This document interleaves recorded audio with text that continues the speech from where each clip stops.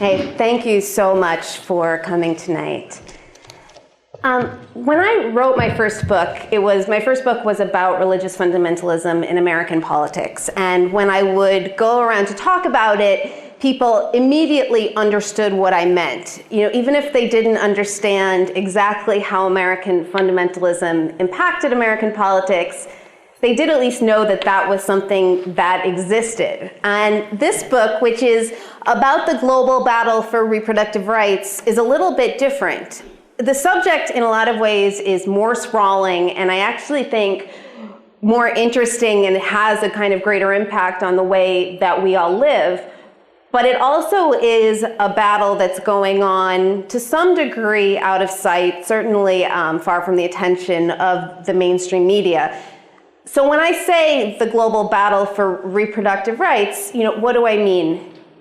Basically, the story that I tell in this book spans 50 years and 4 continents. And it's about how major world powers and foreign policy and negotiations at the international level and between different blocks of states have impacted in really surprising but really direct and profound ways the rights of women all over the world. And what I tried to do was, on the one hand, zoom out. So there are a lot of these global conferences that some of you might know about and maybe some of you don't know about, at which various diplomats and world leaders meet and talk and sometimes just bloviate about major issues of global concern. They hash out agreements, treaties, things that become the basis for international law, and it seems completely abstract to everybody who's not involved. The people who are involved will have these fierce debates over tiny turns of phrases or the use of one word or another, and to outsiders, it's completely impenetrable.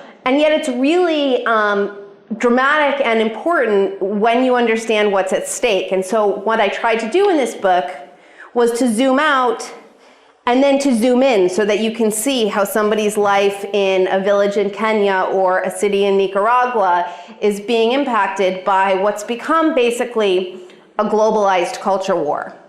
So the book starts in the 1950s, or the story, I should say, starts in the 1950s and the 1960s, when after World War II, there was a huge population explosion in the developing world because of the spread of antibiotics and public health measures and all sorts of things. And suddenly people in rich countries totally freaked out that numbers in poor countries were growing exponentially. And you had all of these national security types, all of these button-down kind of brush-cut Dr. Strangelovian anti-communists or titans of industry, the founder of the Dixie Cup Company, were absolutely obsessed with the idea that overpopulation was going to cause so much misery around the world that it was going to lead to widespread communist revolution.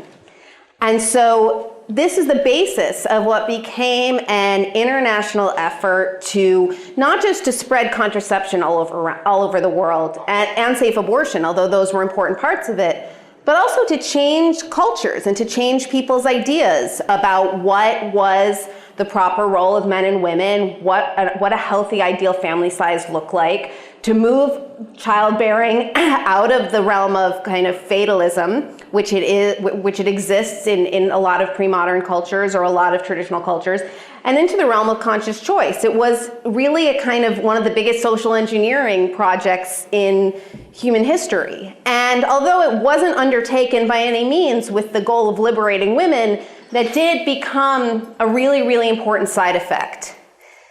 Then what happened, the people who were in charge of this were often, quite liberal-minded and quite humanitarian in their way, but they because they weren't concerned about women's rights, they could also be quite callous.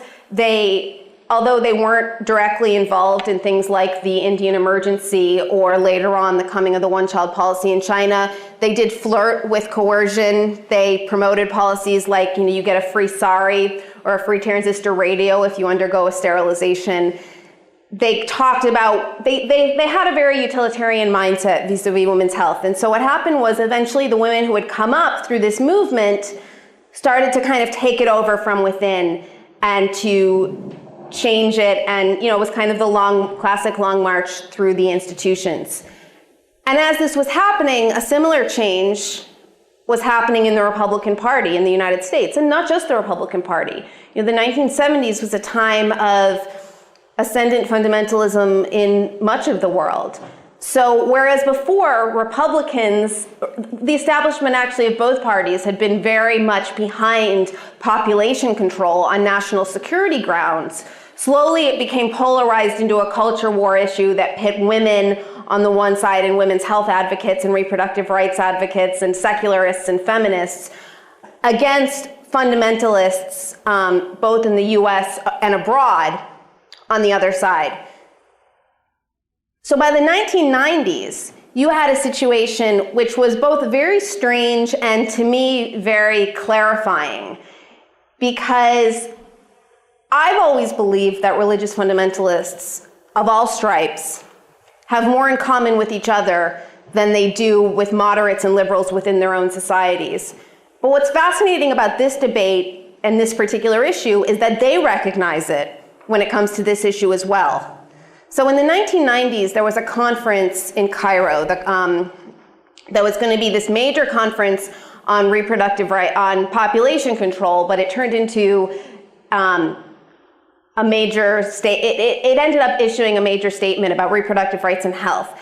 And to quickly digress, I want to just explain, why this matters, because I think if you're in the United States, international law itself seems to be something of an irrelevancy.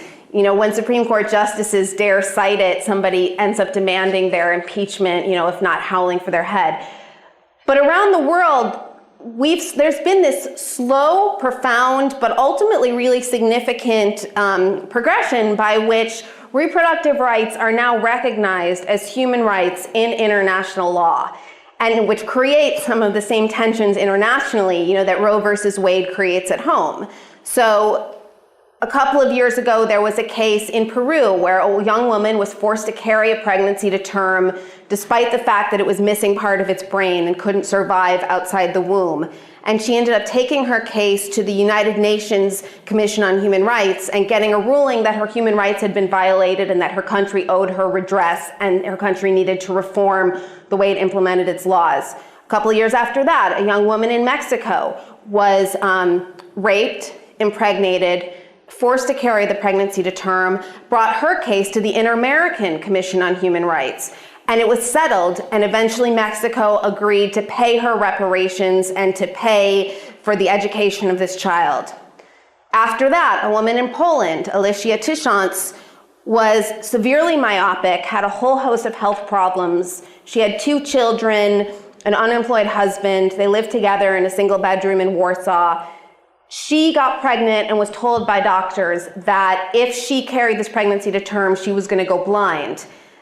And so she sought an abortion and was denied it by her local hospital and carried the pregnancy to term, went blind, eventually took her country before the European Court of Human Rights in Strasbourg, and again got a judgment that her human rights had been violated and that she was owed reparations from the Polish government. So this has, and you can imagine, just as you can imagine how in the United States, whenever there's some court case, either in the Supreme Court or in the state court, local people in smaller towns or even in southern states or wherever start screaming that their sovereignty has been violated and that that their culture is being undermined by remote bureaucrats.